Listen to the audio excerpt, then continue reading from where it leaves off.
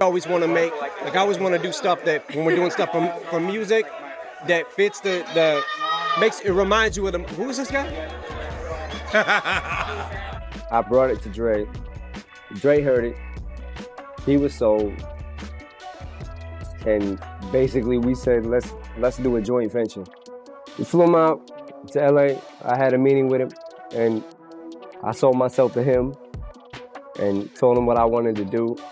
And then got Dre involved. We had a meeting the next day.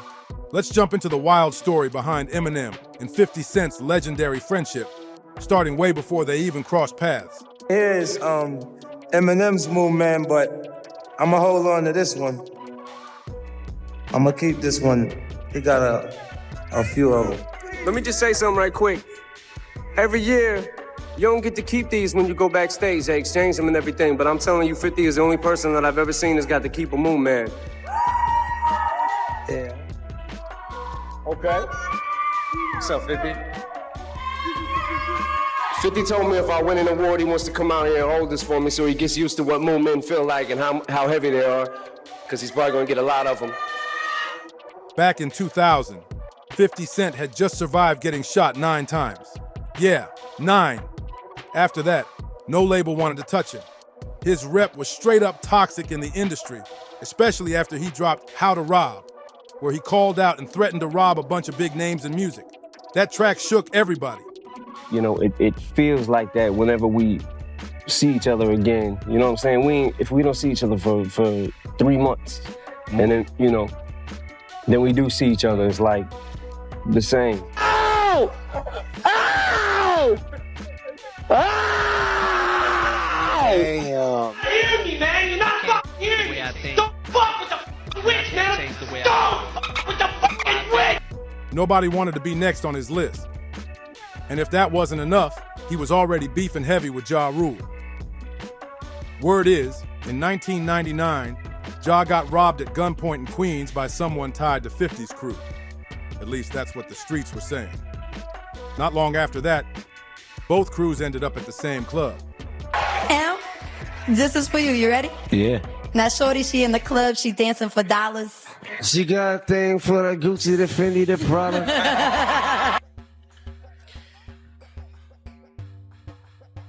I actually need him to make my music. So me and 50 have 3 songs together. There's 3 songs together, and we have, like, we're all over the album. All over it. Which means you need it. So is... Ja Rule was allegedly real aggressive, but later he denied even seeing them there. He tried to downplay it all, but things were already getting messy. Then boom, 50 clapped back with a diss track called Life's on the Line. He went hard, shots fired metaphorically, and literally not long after. In 2000, the beef turned physical down in Atlanta when both were booked to perform at the same club. That night ended in a real brawl between the two. But it didn't stop there. Later that same year, 50 got stabbed. Around my house and thinking every single day, like, I'm gonna fucking die. Look at then you go, creatively what he's deciding to put out. Like, we had a whole nother album when he did Relapse. He didn't like the response, so he didn't even put out the whole Relapse too. Damn. G-Unit ran into Murder Inc. at the Hit Factory Studios in NYC. People say Ja Rule was tipped off about their location, and it went down. And yeah, we're bringing this up now because this part, it's gonna matter later. By this point, 50 Cent had stacks of enemies and 0 label deals. Nobody wanted the smoke that came with signing him. The dude was frustrated, but then Shea Money XL, his producer, told him he just copped a new house and 50 could use it to record. So 50 pulled up with his crew and got to work. That's when they linked up with DJ Who Kid and started cranking out those legendary mixtapes. Hip-hop is black music. Unfortunately, for some people, it's tough to accept that you got a white artist that does it better than black artists. Eventually, those fire tracks made their way to Detroit and straight into Eminem's hands. Once M heard them, he was hooked. Slim Shady couldn't stop blasting 50's stuff. He was hyped. Later, 50 said in an interview, "I'm on the dream team now. I got 2 of the coolest bodyguards, Dr. Dre and Eminem." And he wasn't lying. Eminem played a huge role in signing 50 to a major deal. It was set up as a joint venture between M's Shady Records and Dre's Aftermath, all backed by Interscope. He's a guy that, one of my best friends, because I can trust that he's going to be honest with his constructive criticism when it's time to listen to the music before it goes out. It was the perfect setup for 50. Two legends in the studio, both backing him hard. Then in 2002, they dropped a track for 8 Mile called Rap Game. And in 2003, boom, the game changed forever. Get Rich or Die Trying dropped and shook the industry.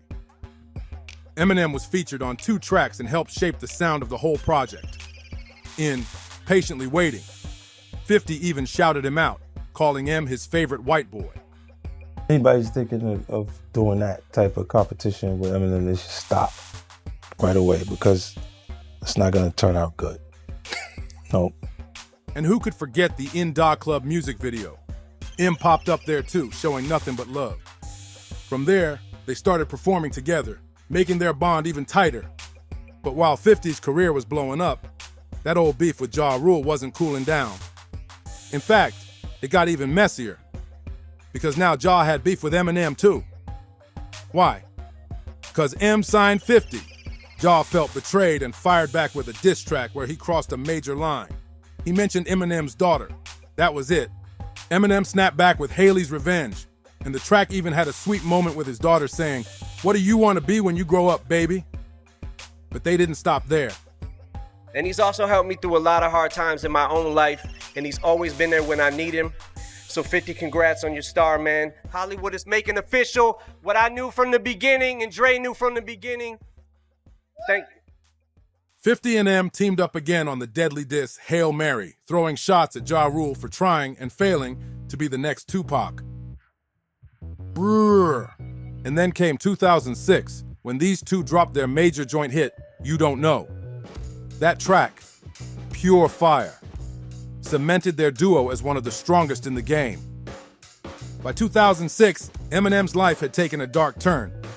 His health started crashing, fast. After losing his best friend, Proof, M spiraled. As he put it himself, it was the perfect reason to get high again. He texted me and was like, "Yo, that, when you gonna fly me in private so I can land on that dick?" Nigga, what the fuck is wrong with you? That you said a line up supposed to say it made it sound cool. Right? And he said, oh, so here's some other stuff. But he stopped doing what he's doing to do that. Right.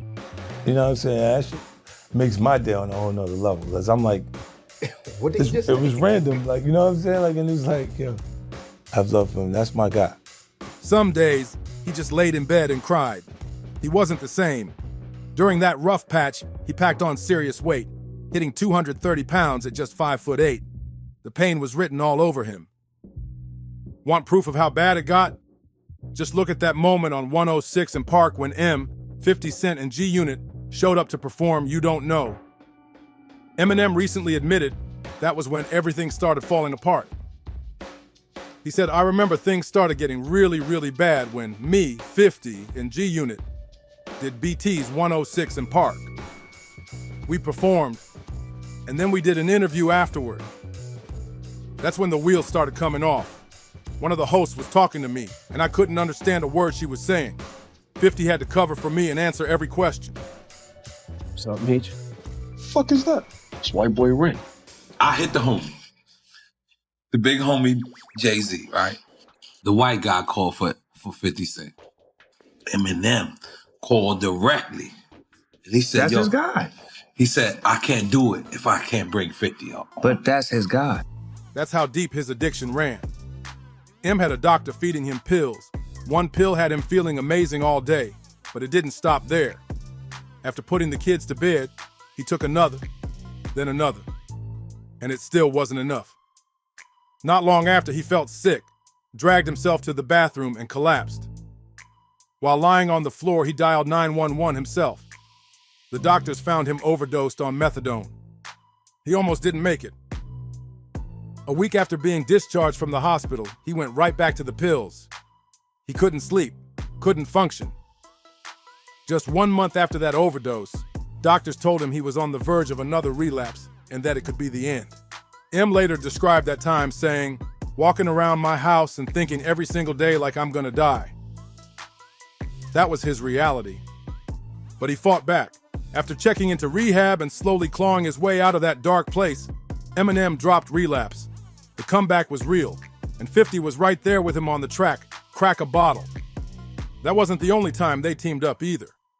There was another joint called Is This Love that didn't make that album, but it resurfaced later.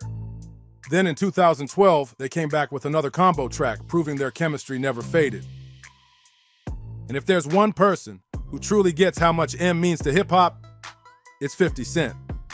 He once said, I think Eminem is more important to hip-hop than people actually credit him for. Facts. Eminem always knew how to lift 50 Cent's spirits, even during the craziest moments. That same year, 50 ended up in the hospital after catching a nasty case of food poisoning from a burger. M is looking at the entire legacy. Yeah. The whole thing, like with M, Dre, and myself, like I'm a shady aftermath. Jay-Z and them was putting it together. Mm-hmm. So I think they still harbor some energy towards me. He was in bad shape, but leave it to M to crack a joke in the middle of the chaos. 50 remembered the call like this. I'm in a dead serious moment like, damn, I can't believe this is happening. Eminem goes, yo, Fifth, if you got shot 9 times and die from a burger, this ain't gonna go right. That's real friendship. Later, 50 dropped another wild gem.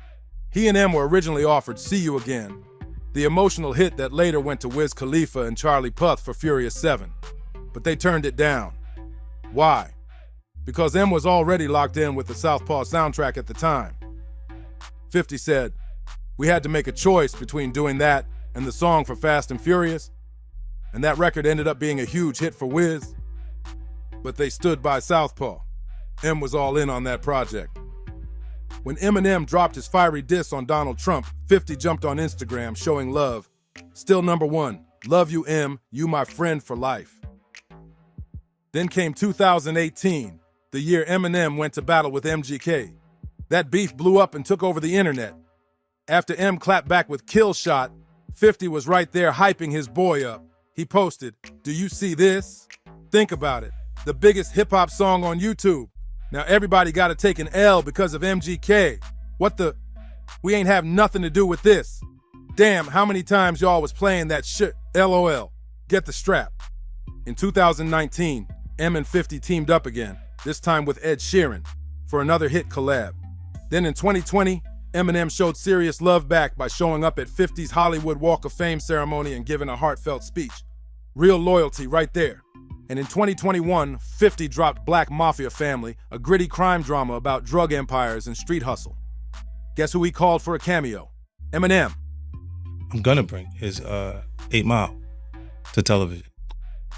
Oh. Man, Does he know that? Yes. Okay, just checking. How far along in the process are you guys of that? We emotion. Like I love him. That's my boy. Like I put him right behind my grandma. Wow. M is your guy. Yeah, because he did the most for me. He asked him to play the infamous White Boy Rick. In the show, M slid in smooth like, well, what up, dog? What's up? It's White Boy Rick. But getting him on board wasn't easy. 50 admitted in an interview that M didn't want to act again because of how 8 Mile messed with his head. That film experience took a toll and played a part in his past struggles with addiction. Still, 50 convinced him to step into the role, and he nailed it. Then in 2022, these two legends hit the stage at the Super Bowl halftime show, an iconic moment in hip-hop history. 50 later reacted to some shady chatter online, posting, why would he have to say that? That should be the question. Meanwhile, your big homie out here trying to look like a painter. One thing's always been clear, Eminem and 50 Cent. That bond runs deep. In a bold follow-up post, 50 Cent threw some shade at Jay-Z, specifically calling out Hobbs' Basquiat-inspired hairstyle. But that wasn't all. He questioned why Jay-Z referred to Eminem as the white boy, instead of giving him the respect he earned in the culture. 50 asked, why did he say the white boy? Why didn't he say the biggest rap artist in the world? Fair question, right? Even after that unforgettable Super Bowl halftime performance, 50 could still feel the tension. They still harbor some energy towards me, even after such a spectacular show, he said. That shade didn't go unnoticed. At one point, reps from the World Cup even tried to bring both Eminem and 50 Cent on stage together. But M turned it down. And just like that, we got another reminder of how real their friendship is. No press stunt, no fake unity, just loyalty that runs deep. This duo's connection isn't just music. It's legacy, loyalty, and real-life brotherhood. And yeah, that kind of bond, it hits you right in the heart. Now, if you're feeling this story, don't forget to like, drop a comment, and subscribe to the channel. Share this with someone who loves hip-hop as much as you do. And hey, check out the next video where we dive into how 50 Cent puts pressure on his enemies and celebrities. Trust me, you don't want to miss it. Thanks for watching, and see you on the next one.